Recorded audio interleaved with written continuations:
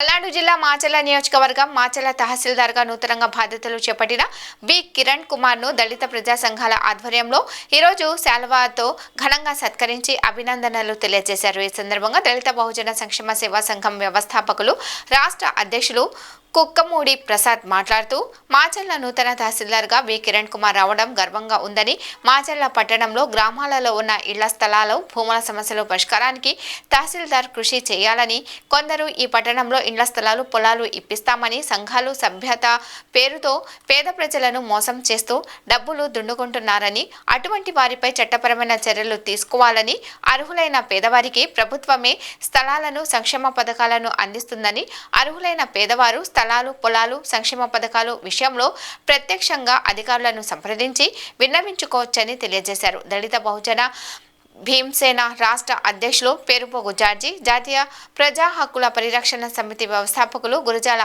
అప్పారావు తదితరులు పాల్గొన్నారు.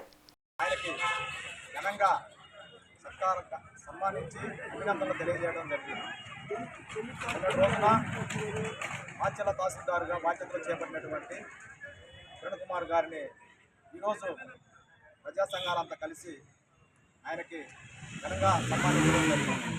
మరి ఈ మాచర్ల పట్టణంలో భూ సమస్యలు, ఇళ్ల స్థలాల సమస్యలు ఏవైతే ఉన్నాయో అవి త్వరితగతిన మరి పరిష్కరించాలని చెప్పేసి కొంతమంది వ్యక్తులు మరి ఈ పట్టణ కేంద్రంలో కావాలని మరి పేద ప్రజలను సభ్యత్వాల పేరుతో పీడిస్తూ స్థలాలకు ఇస్తాం పొలాలకు ఇప్పిస్తామని చెప్పేసి మరి వాళ్ళని మానసిక క్షోభకు గురి చేస్తూ అన్యాయం జరుగుతూ ఉంది.